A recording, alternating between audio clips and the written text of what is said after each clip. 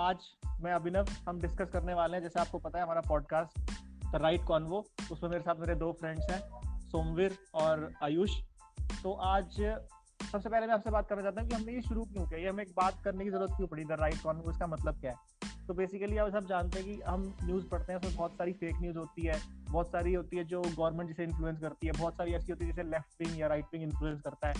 तो उस चीज़ को हम अपना पर्सपेक्टिव रखना चाहते हैं आपके सामने कि हम उस चीज़ को कैसे टेक करते हैं, मतलब हमारा उस पर क्या टेक है। तो इसके लिए मेरे साथ मेरे दो फ्रेंड्स हैं, जैसे मैंने आपको बताया। तो आज हमारा टॉपिक है वो है कैजुअल इस्लामोफोबिया जो एग्जिस्ट कर रहा है इंडिया में, और उसके ऊपर हम तीनों लोगों के पर्सपेक्टिव क्या क्या हो सकते हैं। तो पहले मैं अपने फ्रेंड सोमवीर से पूछूंगा कि कैजुअल इस्लामोफोबिया से क्या समझता है, मतलब वो इंडियन पर्सपेक्टिव में कैसे देखता है वो इस चीज़ को। पहले तो थैंक यू कि ये मतलब एक अच्छा इनिशिएटिव है, मतलब फेक न्यूज़ और जो भी इन्फ्लुएंस कर रही है जो न्यूज़ को, उन चीज़ों से हट के मतलब फ्रेश फील देने के लिए ये चीज़। तो बाकी कैजुअल इस्लामोफोबिया पता ही है कि जनरल हम बातों बातों में ही कुछ ऐसी मतलब रेशियल कमेंट्स या इस्लामिक रिलीजन पे ऐसे कमेंट कर देते हैं कि हमें पता भी नहीं चलता कि हम इतनी डीप बात बोल रहे हैं, या किसी को वो इफेक्ट भी कर सकती है। और पिछले कुछ सालों में ये बहुत बिल्कुल ही नॉर्मल हो गया। मतलब पहले तो कोई बंदा बात करने पे डरता था इस चीज पे कि हाँ यार ये चीज बोली है, इस चीज का कुछ इफेक्ट हो सकता है। लेकिन पिछले 1-2 साल या 3-4 साल में बोलूं तो बिल्कुल ही नॉर्मल हो गया। कोई बंदा ऐसी चीजों पे बोलने से पहले कुछ हिचकिचाता भी नहीं है। उसे हम कैजुअल इस्लामोफोबिया भी नहीं, जो माइनॉरिटीज हैं, कोई भी माइनॉरिटी किसी भी कंट्री में, उनके अगेंस्ट ये हो ही रहा है। तो आज हम इसी पे बात करेंगे। इंडिया में बेसिकली इस्लामोफोबिया एग्जिस्ट करता है, उसके ऊपर आज हम बात करेंगे। बाकी आयुष तुम क्या सोचते हो? सो हाय, माय नेम इज आयुष। क्योंकि अब ये मुद्दा उठा है इस्लामोफोबिया का, और इसके अंदर बहुत सारी चीज़ें हैं। इसके अंदर एक्चुअली एक लेयर में इसको समझना is quite next to impossible. इसको हम लेयर बाय लेयर समझेंगे तो हमें ज़्यादा इसके बारे में हमें ग्रास्प भी मिलेगा नॉलेज का, और इस चीज़ की सिवियरिटी और सीरियसनेस के बारे में काफ़ी कुछ चीज़ें हम ग्रास्प कर सकते हैं। तो पीछे थोड़े रिपल्स आ रहे हैं, पता नहीं क्यों, मुझे लग रहा है। तो फिर ऐसा और हाँ, तो हम बात करते हैं कि जैसा हमने इस्लामोफोबिया जितना भी तुमने समझाया उतना ठीक है, पर एक हमने तुम लोगों ने ये भी सुना होगा कि हिंदू फोबिया नाम का भी कॉन्सेप्ट चलता है इंडिया में, जिसमें जो राइट विंगर्स या फिर जिसे कह लीजिए जो सॉफ्ट हिंदुत्व फॉलो करने वाले लोग हैं, वो कहते हैं कि जो सर्टन ऐसे नेक्सस देश में एग्जिस्ट करते हैं जो कि हिंदूज को लुक डाउन करने के लिए, उनको मतलब नीचा दिखाने के लिए हिंदू फोबिया फैलाते हैं, ताकि जो इस्लाम से रिलेटेड जो टेररिज्म है उसको काउंटर किया जा सके, उसको सॉफ्ट दिखाया जा सके। इस पे तुम्हारा पर्सपेक्टिव क्या है? ये मेरे से पूछा गया है या सोमवीर से पूछा गया है? चलो मैं स्टार्ट कर देता हूँ ना इस पे। हाँ बिल्कुल बिल्कुल। पहले मेरे को एक ये टर्म समझ में नहीं आती, हिंदू फोबिया। मतलब एक कंट्री जिसमें 50% से ऊपर हिंदू पॉपुलेशन है, उसमें हिंदू फोबिया हो कैसे सकता है? जहाँ पे inferiority complex, to be honest. हाँ टू बी ऑनेस्ट यही है। ये मतलब इंफीरियरिटी कॉम्प्लेक्स ही है, और हिंदुत्व में है, स्पेशली हिंदुत्व में जरूर है इंफीरियरिटी कॉम्प्लेक्स, कि जहाँ पे गवर्नमेंट कोई भी मतलब नया काम शुरू करने से पहले भी एक हिंदू रिलीजन के अकॉर्डिंग ही उसका उद्घाटन करती है। मान लिया उसकी जो ओपनिंग सेरेमनी होती है वो हिंदू रिलीजन के अकॉर्डिंग होती है, और कोई भी गवर्नमेंट हो, ये गवर्नमेंट है या पिछली गवर्नमेंट है, ऐसा कुछ नहीं है। तो वहां पे हिंदू फोबिया हो कैसे सकता है? जहाँ पे पावर तुम्हारे सपोर्ट में है वहां पे हिंदू फोबिया कैसे हो सकता है? ये बात मेरे को आज तक समझ में ही नहीं आई। मेजोरिटी में और मेजोरिटी के अगेंस्ट कैसे चीजें हो सकती हैं? हाँ बिल्कुल, लेकिन इसमें एक बात समझने की ये भी है कि एक प्रैक्टिस के थ्रू आप ये उसको डिफाइन नहीं कर सकते या इसको जस्टिफाई नहीं कर सकते कि because it's a Hindu country, ये यहाँ पे ऐसा नहीं हो सकता, इट्स नॉट पॉसिबल है। क्योंकि इसके अंदर एक चीज देखी जानी चाहिए कि इसको हम एक तरह से किसी को क्या कहते हैं डिमीन करने के लिए या किसी को छोटा दिखाने के लिए ये चीज नहीं है। ये एक इंटरनल प्रॉब्लम है, जिसे एक तरह से पॉलिटिकली अपोलोजेटिक जिसे कहते हैं वो होना है, कि इंसान को जब भी कुछ दिक्कत होती है, कुछ गलती लगती है, उसको उसके कटघरे में खड़ा किया जाता है, तो उसे लगता है कि यार मैं पावरफुल हूं तो हो सकता है मैं ही गलत हूँ, वो छोटा गलत या दूसरे का आदमी गलत नहीं हो सकता। तो यही इसके अंदर एक मेरे ख्याल से जो लगता है कि वो चीज सामने आती है इसके अंदर। ठीक है, तो एक और मेरे को जी एक मिनट, मैं एक और चीज तुम्हारे सामने लाना चाह रहा हूँ, ये कि जैसे हिंदू फोबिया से इंट्रोड्यूस किया, उसका मेरे से कहने का मतलब ये था कि कुछ हमने ऐसे पॉलिटिशियंस देखे हैं जिन्होंने मतलब ऐसा माना जाता है, ऐसा श्योरिटी हो सकता ना हो, कुछ बॉम्ब ब्लास्ट हुए थे देश के अंदर, उससे जो अपनी एक्सट्रीमिस्ट हिंदू ऑर्गेनाइजेशन है उनका नाम जोड़ा, और उसमें हो सकता नहीं हर किसी की जान कीमती है, पर उसमें कम कैजुअलिटी हुई थी, लेकिन उसको एक ऐसे बड़े नेक्सस के रूप में मीडिया ने, लेफ्ट मीडिया कह लो, ऐसा चलाया गया कि जैसे कि एक पैरेलल स्पेस जो है हिंदू टेररिज्म का वो एग्जिस्ट करता है कंट्री में। ये बात थोड़ा समझने के लिए हमें थोड़ा पीछे जाना पड़ेगा। एक्चुअली ये जो जिस इंसिडेंट की आप बात कर रहे हो वो बहुत पहले नहीं, काफी साल हो गए उसको, वो महाराष्ट्र में हुआ था शायद, जहाँ तक मुझे याद है। महाराष्ट्र बॉम्ब ब्लास्ट, या महाराष्ट्र बॉम्ब ब्लास्ट, और वो जो 93 और 92 आई थिंक, और इसी टाइम कुछ हुआ था। और वो एक्चुअली वो एक रिएक्शन जो था, जो बेसिकली बॉम्ब ब्लास्ट हुआ था, उसका सोल कारण जो लोग आज भी मानते हैं, वो कहते हैं कि डिमोलिशन ऑफ बाबरी मस्जिद के कारण वो चीज हुई थी। और क्योंकि अब जैसे उसको हम एक रिएक्शन एक मान सकते हैं उस चीज का, जो कि किसी तरह से भी जस्टिफाइड नहीं है, जो कि गलत है, टेररिज्म तो किसी भी फॉर्म में गलत है, तो उसी तरह से एक उसी चीज का जो बॉम्बे बॉम्ब ब्लास्ट होता है, उसके बाद कुछ ऐसी जगह पे शॉर्ट बॉम्बिंग्स हुई थी, जिसके अंदर उस एक जिसे कहते हैं हम एक मेजॉरिटी वाले जो कम्युनिटी है उसका हाथ बताया जाता है। तो अब क्योंकि इसके अंदर अब क्योंकि बॉम्बे में जो ब्लास्ट हुआ वो एक टेररिस्ट अटैक हो गया था, लेकिन जस्ट उसके बाद जो एक वो ब्लास्ट हुआ जो कि इसमें हिंदू कम्युनिटी इन्वॉल्व की बात की जाती है, उसको एक पर्टिकुलरली एक कम्युनलिज्म, उस समय कम्युनलिज्म टाइप का एक टैग दिया गया था, जो कि मुझे लगता है गलत है, क्योंकि वो भी एक तरह का टेररिज्म है, वो भी एक टेररिज्म है। एक समय जब आपको लगता है कि वो रिलीजन ओरिएंटेड नहीं है या है, वो सब अपनी कन्वीनियंस के हिसाब से इस्तेमाल करना, मैं मानता हूँ सही चीज नहीं है इसके अंदर।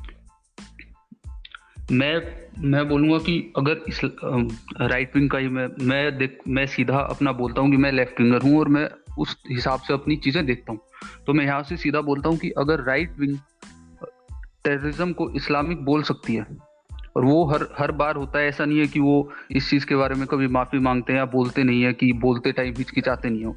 इस्लामिक टेररिज्म एग्जिस्ट उनके हिसाब से करता है, वो इसको टेररिज्म कभी नहीं बोला आज तक, इस्लामिक टेररिज्म ही बोला गया है, ठीक है। तो यहाँ पे डबल स्टैंडर्ड्स की बात आती नहीं है, यहाँ पे सीधा है कि जो टेररिज्म है उसको अगर सामने वाला बंदा किसी कम्युनिटी से रिलेट कर रहा है और कोई दूसरी कम्युनिटी भी अगर टेररिज्म कर रही है, तो उसको काउंटर करने के लिए फिर यही ऑप्शन बचता है। हाँ, ये गलत ऑप्शन है, ये मानते हैं, लेकिन ऑप्शन यही बचता है ना। काउंटर कैसे कर सकते हैं? अगर वो इस्लामिक उसे नाम देना गलत है, तो इसे भी हिंदू गलत है। मैंने बोला ये गलत है, लेकिन ये वही हो गया ना, an eye for an eye will make everyone blind, ये चीज तो वही है, लेकिन एग्जैक्टली अब राइट विंग इस चीज के बारे में बोल नहीं सकता ना कि आप हिंदू टेररिज्म क्यों बोलते हो, क्योंकि राइट विंग भी इसी चीज को इस्लामिक टेररिज्म बोलता है और खुलेआम बोलता है।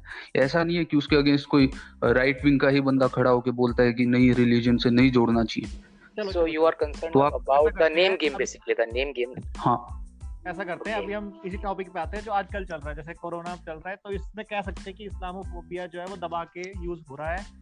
मे बी सही जगह भी हो सकता है, कह सकता है कि बहुत ज्यादा डिमोनाइज किया जा रहा है मुसलमानों को।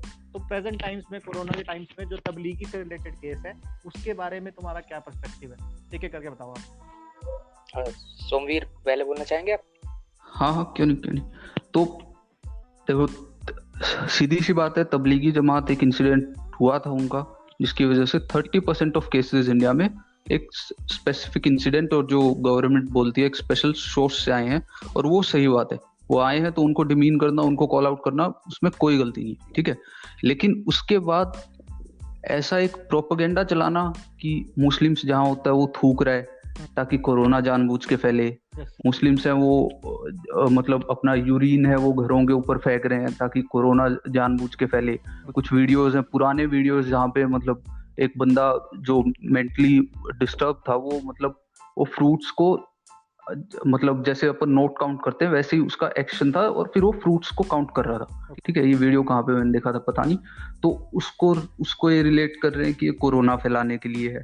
तो मतलब एक स्पेसिफिक एक वो होता है प्रोपेगेंडा जो पैरेलली चलाया जा रहा है कि कोरोना तो चल ही रहा है साथ में, लेकिन जो क्या बोलते हैं देश को बांटने के लिए एक सीन है ना, उसके पैरेलल में हम अपना एक प्रोपेगेंडा चला देते हैं कि हाँ कोरोना हो रहा है तो सिर्फ मुस्लिम्स की वजह से, और माने तो सिर्फ 30% केसेस ही हैं।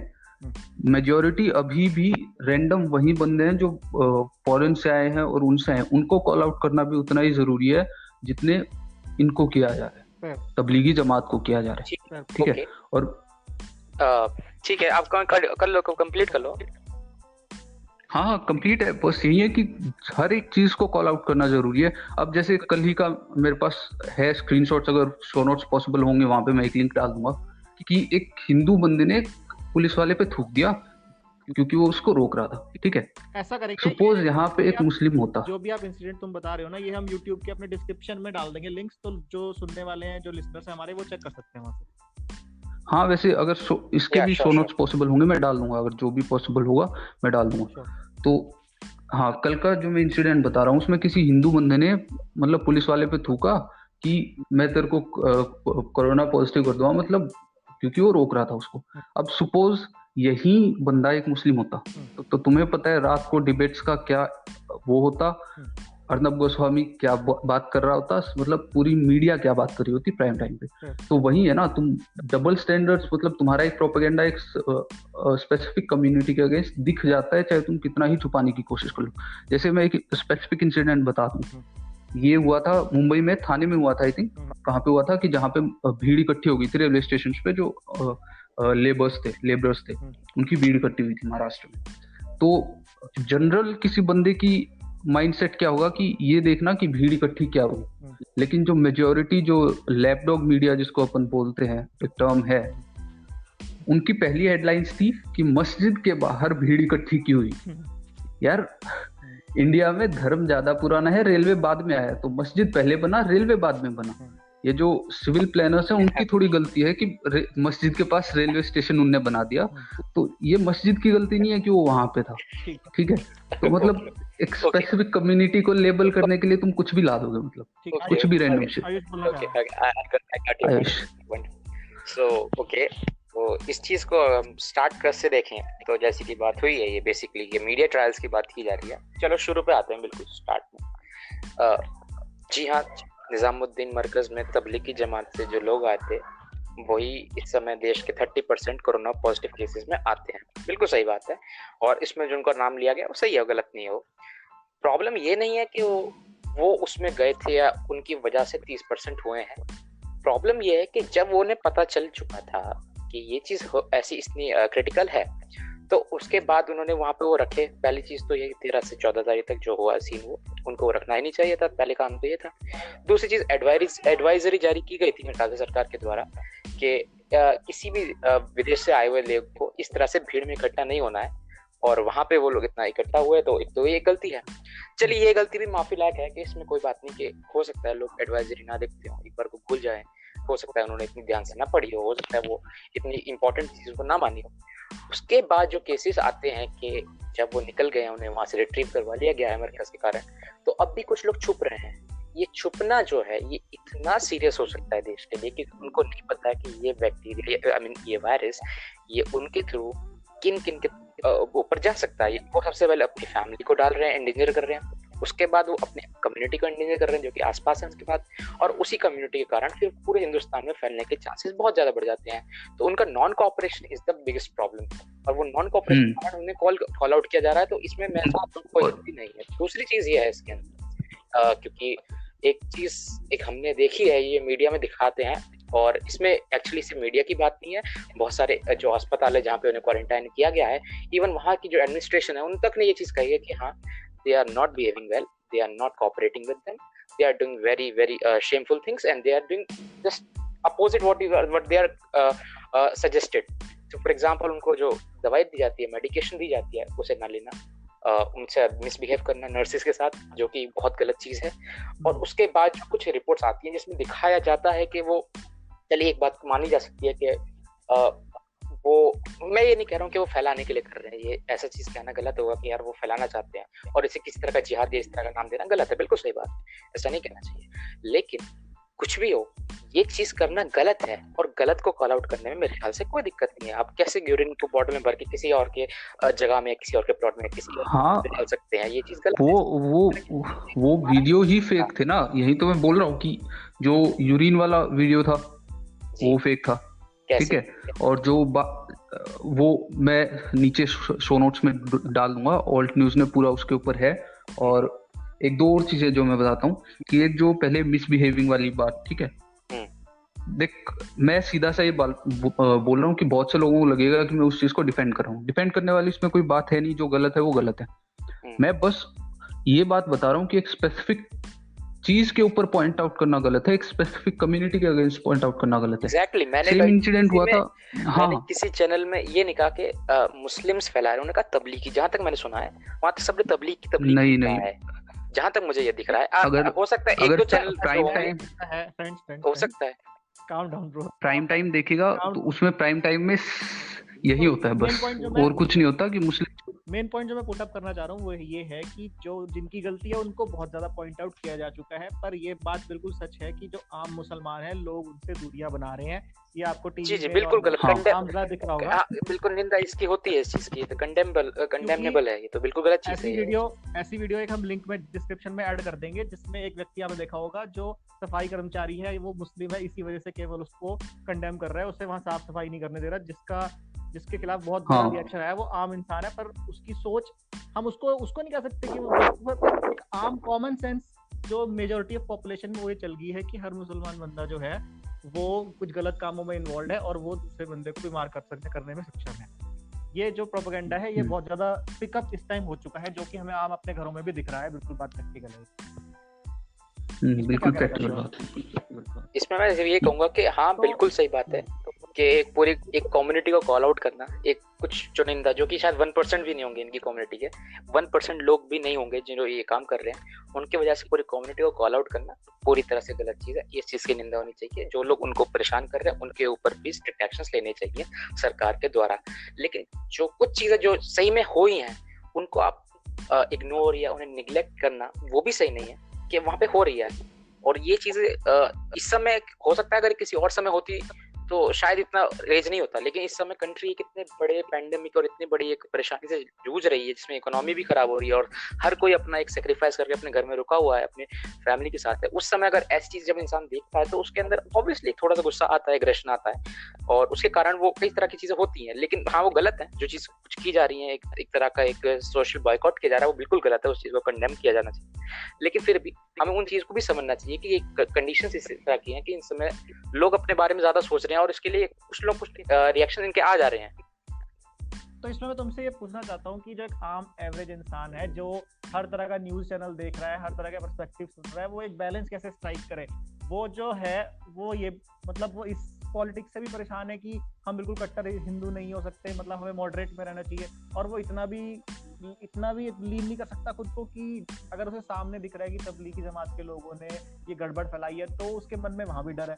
तो एक एवरेज जो हिंदुस्तानी है वो एक बैलेंस कैसे स्ट्राइक करे अपनी सोच के बीच में कि क्या सही है क्या गलत है, क्योंकि फेक न्यूज तो बहुत ज्यादा फैल रही है इस टाइम। मेरे को लगता है कि सिर्फ हिंदी न्यूज चैनल्स और जितना भी नॉर्मल न्यूज चैनल्स होते हैं, जैसे आज तक हुआ या जी न्यूज हुआ या कोई भी मतलब जो भी हिंदी न्यूज चैनल है, उनको देख के तो सिर्फ वन साइडेड ही हो सकता है बंदा, क्योंकि वन साइडेड न्यूज आती हैं वहां पे। मेरे को नहीं लगता उनको देख के कोई बंदा बैलेंस स्ट्राइक भी कर सकता है। मेन चीज आती है जो लोग डिजिटल प्लेटफॉर्म यूज करते हैं ना, उनके लिए पॉसिबल है कि हाँ वो कुछ चीजें जो फैक्ट्स हैं वो वेरीफाई कर ले, क्योंकि आजकल के न्यूज में जहाँ पे पहले न्यूज दिखाने की होड़ है, जहाँ पे पहले न्यूज दिखाना मतलब एक ट्रेंड बन गया टीआरपी के लिए, वहां पे फैक्ट्स वेरीफाई करना बहुत मुश्किल है। न्यूज चैनल्स सीधा ब्रेकिंग न्यूज डालते हैं, वो फैक्ट्स बाद में देखते हैं। वेल टू बी ऑनेस्ट, इसके अंदर एक जो बात इन्होंने कही कि किस तरह से बैलेंस्ड रहा जाए या किस तरह से ऐसे रहा जाए कि हम एक तरह का वो एक कॉन्शियस अपने अंदर डेवलप ना कर लें, तो उसके लिए जो मैं मानता हूँ अगर इस समय बेस्ट चीज़ है, हाँ थोड़ा वो ओल्ड स्कूल टाइप है लेकिन वो सच चीज़ है, क्या प्रिंटिंग प्रेस जो होती है, प्रिंट मीडिया होता है, जो न्यूज़पेपर होता है, उस चीज़ में कोई एग्जैजरेशन नहीं हो जरूरत, वो फैक्ट्स ही दिखाएंगे। जब फैक्ट्स के ऊपर फैक्ट्स के अलावा कोई बात करना वो सही नहीं हो पाएगा, इसलिए वो फैक्ट्स ही दिखाएंगे। तो शायद न्यूज़पेपर या इस तरह के जो आर्टिकल्स पढ़ के आप ज्यादा चीजें उसके बारे में ग्रैस्प कर सकते हो, बजाय कि किसी सोशल प्लेटफॉर्म और इवन टीवी के ऊपर जाते हुए भी।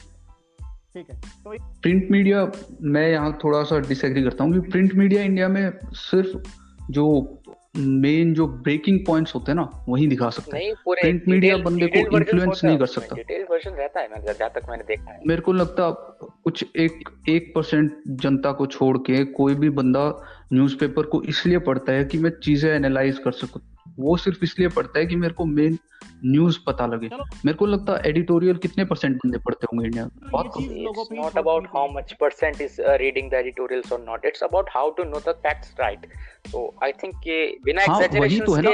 बिना एग्जेजरेशन के ना सोशल मीडिया है ना टीवी है, शायद प्रिंट मीडिया इसमें बहुत अच्छा काम कर सकता है, क्योंकि वो सिर्फ फैक्ट्स देगा और वो ऐसा करते ऐसा तो है हैं, नहीं कि वो लोगों को बैलेंस स्ट्राइक करना लोगों पे ही छोड़ देते हैं। हम सबकी अपनी राय हो सकती है, कोई बुरी बात नहीं है। नहीं, एक ऑप्शन और भी है लोगों के पास।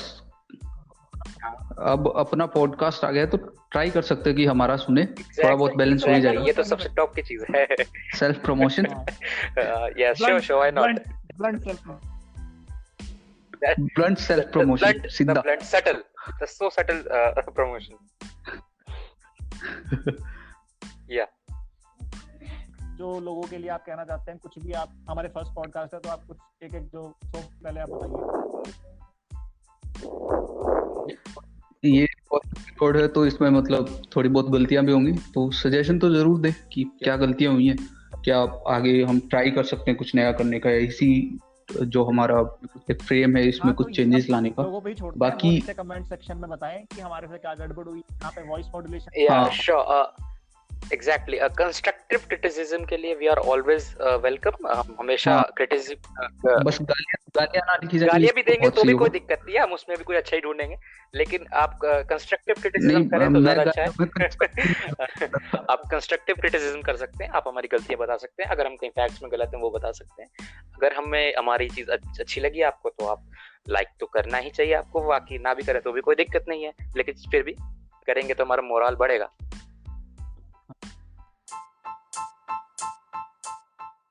रैप अप करने वाले हैं, हमने बहुत हीटेड कन्वर्सेशन हो चुकी है। तो पहले मैं सोमवीर को बात बोलना चाहता हूँ कि वो लोगों से क्या बोलना चाहेगा। 10-15 सेकंड में क्रिस्प में बताओ कि क्या एक्सपेक्ट करें हमारे पॉडकास्ट से।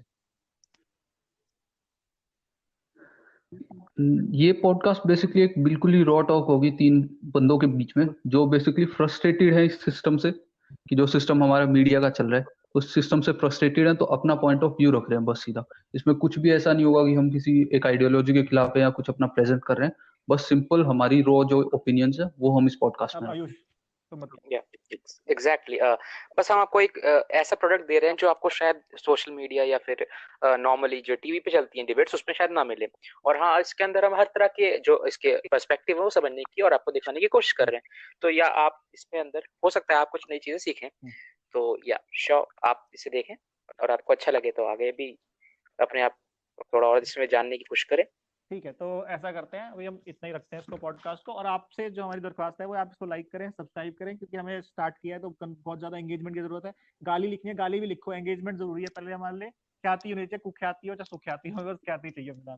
तो इसी उसके साथ बाय।